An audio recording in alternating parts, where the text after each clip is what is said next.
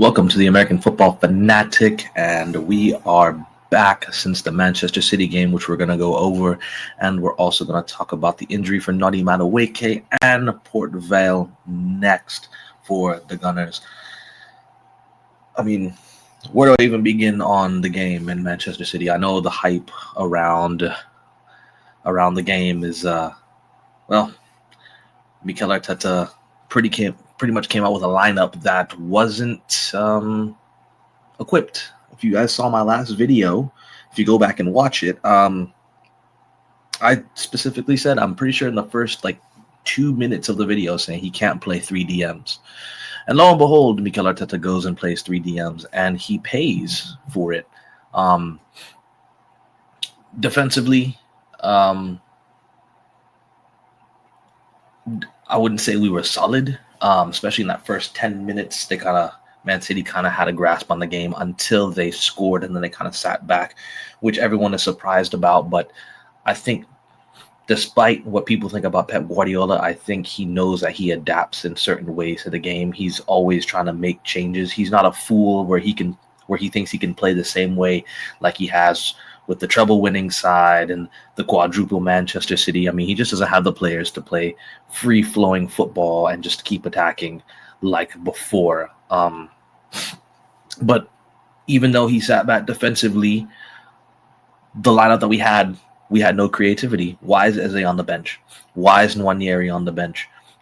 At the end of the game, by the end of the game, should I say, he somehow managed to fit every single attacking option that we had on the field. Maybe without the likes of Trossard, who came on from Nwaneri, was probably the only switch attacking-wise, and with Christian Mascara coming on at the end, which was defensive at 1-1, I think we still had 5 minutes on the overtime on the clock. So I don't know why they didn't go for it and they were stuck celebrating. But a lot of people are in mixed feelings about, but we drew the game.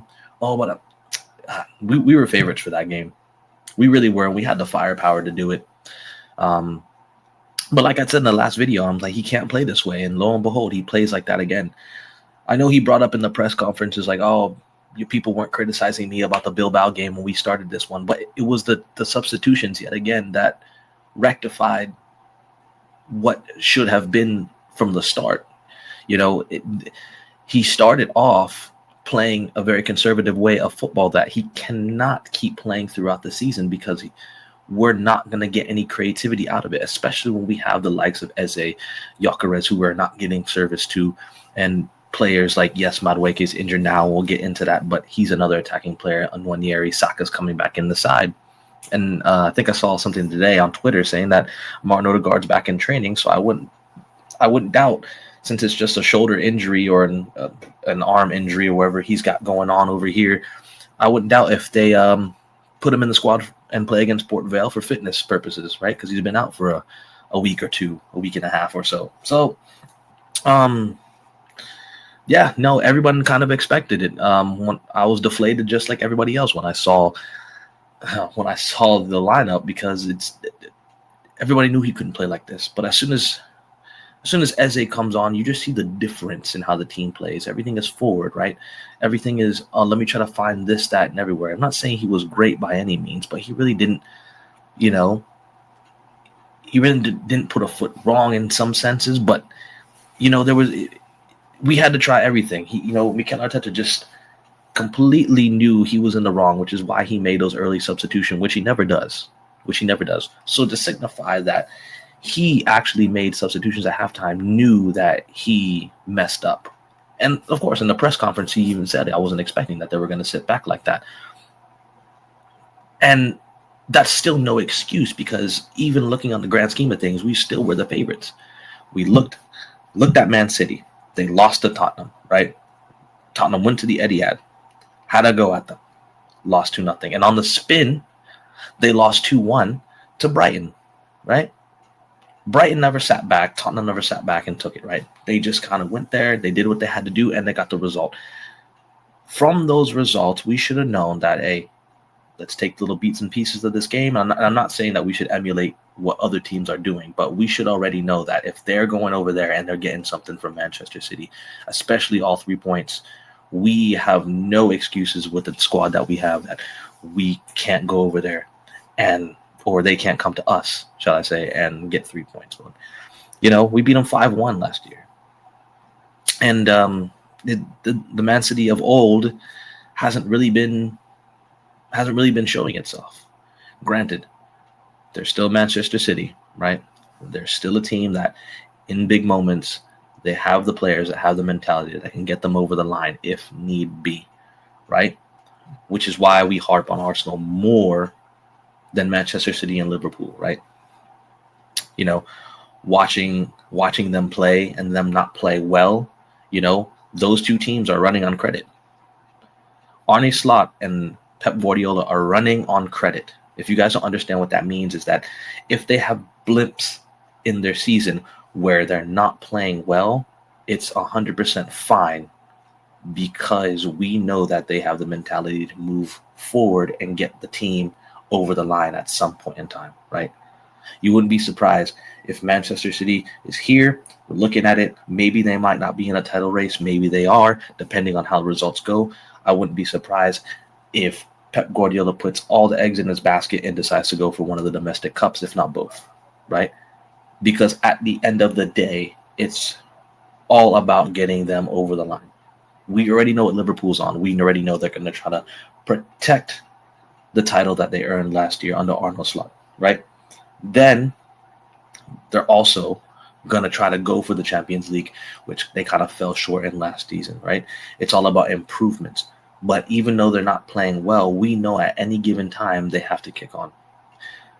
For us, right, for Arsenal, they can't afford that. They haven't been over the line. They haven't won the cups, right? They haven't instilled the mentality to win. They haven't been in the final of the Champions League and won it. They haven't been on the last day of the Premier League and lifted it, right? But despite on all the excuses before, with whether it be injuries, squad depth, and we have the squad depth now, which is covering down on the injuries, because when Saka was out, Madueke was playing decent, so it's not like we were missing him dearly. Odegaard's out, we have Eze. We see what he can do, right? We have a striker now that can score. We have defensive cover, right? We can't afford to play conservative like that, because we're the one that's chasing and on the back foot. We're the ones trying to go for the title, right? The other 2 teams, they've already done it, right? If Pep was to leave right now and pack up, boom, boom, hey, that's it. History was made, right? Look at all the great things he's done, right? Arne Slot is trying to build on that, but even when Jurgen Klopp was at Liverpool, we look at Liverpool in the last few years, they're more successful than we are. We can't afford to be like that because we haven't been there yet. And we need to make strives to do that. One of the biggest things that we can't do is Mikel Arteta cannot keep playing this defensive style of ball. It's just not working. Especially when you start turning the heads of a lot of Mikel Arteta inners. When they're not too sure, when they're kind of deflated on the whole idea of having 3 DMs, and it's just shocking. It's just shocking. It just can't continue, right? But yeah, and Noni Madueke is injured. A lot of people saying, well, a lot of people don't know where to even start, because it's like another injury for a player who just got here, and we've seen this before. Timber comes in, he gets injured right away, right? Havertz doesn't have a bad injury record before at Chelsea, and then he comes in and all of a sudden he's injured as well. And then, of course, the injuries with Saka reoccurring, Gabriel Jesus reoccurring, Ben White playing on injuries. We had Declan Rice out for a long time. And then we had Martin Odegaard for what he's going through now, and the part of last season where we missed him. There's just too many injuries to go around, especially how Noni Madueke, he played in the Club World Cup, but I don't think he got significant minutes, just like other Chelsea players. And then we gave him an extra 2 weeks off, right? Only coming in during the Emirates Cup. Like, he was well rested, and then he had to play significant minutes for Saka. But Saka's coming back in at a right time. I guess you can say it's it's kind of nice that Saka comes back in as soon as Noni Madueke gets injured, but I don't want that, because if Saka was to, God forbid, knock on wood, ever go back down, then, now we're down 2 players in that one position again, right? And or if Martinelli or Trossard get injured, Noni Madueke can cover on both sides, and now we have a player that pretty much is not available for multiple positions. Despite if you like them playing in multiple positions or not, it is what it is, right? So there has to be a deeper underlining factor of why the team keeps getting all these injuries. A lot of people are putting a lot of blame on Mikel Arteta. It's hard to tell, but it is kind of the only constant, right? We see other players come in, like Thomas Partey when he was at the club, no injury record at Atletico Madrid. Once he's at Arsenal, he's broke down.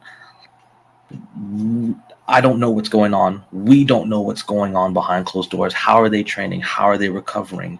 Is it 100% like every single time? Me personally, like I coach at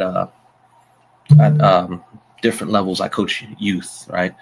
And the most important thing is, recovery and looking after their bodies and all stuff. And we have athletic trainers that help the boys with their growth. And we had to make major adjustments in preparation so they don't get injured, because from my personal experience, we had a year where at the beginning of the season, we had like 7 starters out, about age range of 15, 16, 17-year-old boys, shouldn't be getting injured like that. We had to go back in. We had to reassess as coaches, and we had to get them into weights early. With the weight training, we implemented stretching. We implemented a lot of strength training and endurance, stuff that they weren't doing.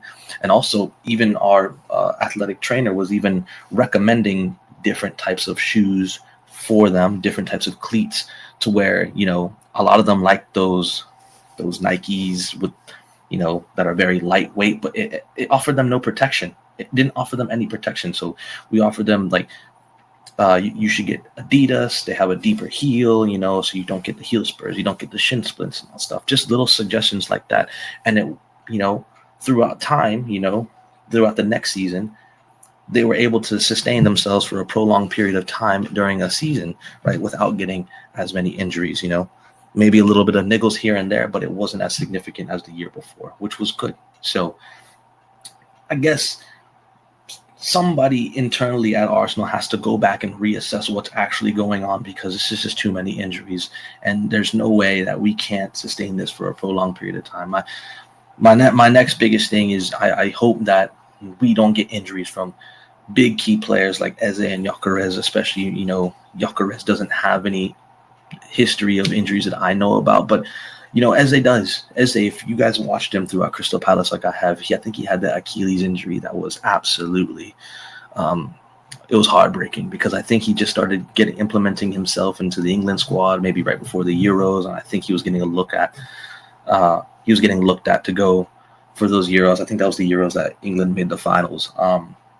But that injury happened, and who knows what could have been, but God forbid. I just want our players to stay healthy at all times. Whether you rate the players or not, we still need that squad depth. We need everybody, like I said before. We can't afford to have any blips, right? We need everybody in full force going forward, right? And Port Vale next, right? Port Vale next. Now, a lot of people don't really know too much about Port Vale, and I fall into that category. I know it's in the Stoke area, which is not really... So I've heard it's not really, I won't say a bad place to go, but I'm just looking back at the times that we used to go and play Stoke, and the conditions weren't always the greatest going up there. Roy Delap long throw-ins and stuff used to cause us some headaches. Ryan Shawcross, what he don't need to mention what he did. Terrible. But we have to go in there and get the business done. What I expect tomorrow, I expect a big squad rotation. Again, don't want to see Saka, and if I do, it has to be at the end of the game. Give him at least a little 15-minute cameo for fitness purposes. But before he even comes in, the game has to be done. Nwaneri has to play. Eze, maybe. Gyökeres maybe the stat pad, but you can throw Moreno up there for that game. He's fine starting that game, but not in the midfield. Zubamendi there for cover, Norgard. Throw those guys in. Max Dallman. It's a big opportunity for Max Dallman if he plays. He has to go in there, and he has to just go in there and cause problems, right? We already know the level that he's at, so this is a good showing for him, especially how he was in preseason. How we saw him against Joe Linton, right? Seasoned Premier League vet, young 15-year-old boy. You can't get anywhere near him. He caused Newcastle trouble. And that's really what I want to see. I really want to see more attacking football at Port Vale. And yes, it is Port Vale. But just seems to be the summary or the whole entire consensus of this conversation that we can't afford blimps. Right?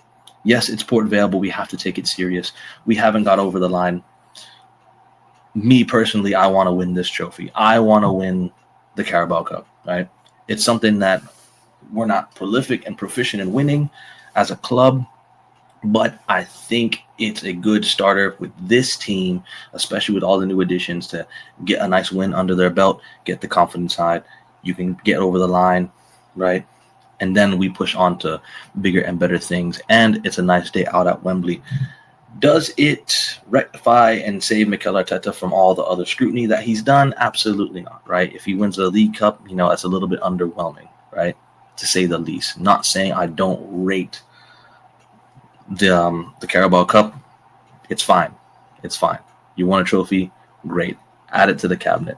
But everything that's been going on with the money that has been spent and all the players that are here, I think we have the squad that can push on even further. So it is a little bit underwhelming if we do just get a Carabao Cup out of all the $2 billion spent of the squad that we have and whatnot, or a billion pounds or whatever it is. But, take it serious, because year in, year out, Mikel Arteta is always throwing the cups in the bin and not taking it serious. We look at coaches like Klopp, Pep Guardiola, comes into the English game, right? Both of them. They still went after the cups because they knew it was the Kickstarter for bigger things, right? We have to act like we've been there before, right?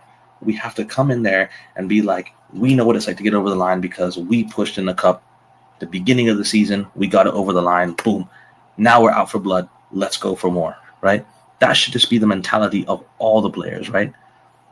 Not only is it putting trophies in the cabinet for the club, but it's also instilling winning mentality. And that's something that we don't have because we never get over the line, right? I understand Mikel Arteta wants to go for the big ones, right? He wants to go for the Prem. He wants to go for the champs. I get it. However, he has to take those small steps and those small wins and create a better foundation for the team to push on to those bigger things, right? Not saying it's not impossible for him to go win the Champions League or win the Premier League if he had to go, but honestly, I think it's beyond that now. Me personally, I don't think Mikel Arteta is the guy to win the Premier League or the champs with Arsenal. I think a better manager has to come in and do that. But don't take these cups for granted. Win those FA Cups, win those League Cups. Because you might criticize the guy as much as you want. Ten Hag, not a good coach, not a good manager at Manchester United, but he still provided Manchester United with trophies in the cabinet, right? They're still parading at the end of the season with those trophies. And, he got moved on. Now, there's Bruno Amorim, but that's a whole nother mess. But they still were able to get some trophies over the line, right? That's just the name of the game, guys. The elite sport is to win trophies, and that's what we need to be focusing on. So we can't skip over, again, this Port Vale team, right? We can't slag it off. We've seen what happened to Man United at Grimsby. We've seen what happened at Chelsea today. They made hard work of Lincoln. Yes, I was just watching that game. And even Liverpool to an extent. Southampton came there, and they didn't let off. Hugo Ekitike gets red carded or double yellow, right? And then he gets sent off. But they're making hard work of it. So we can't be the ones to slack off. Let's just go in there. Let's just knock their teeth in, right? 3-4 in the first half. And then we can be on cruise control. We're on the beach from there, right? All right, guys. Like, comment, and subscribe. We'll probably do a build up to the game against Newcastle. That's going to be a hard one. We'll talk more about that one, and we'll probably do a recap, maybe some things that we learned from Port Vale. Hopefully we get the win there. Yeah, and I'll see you guys.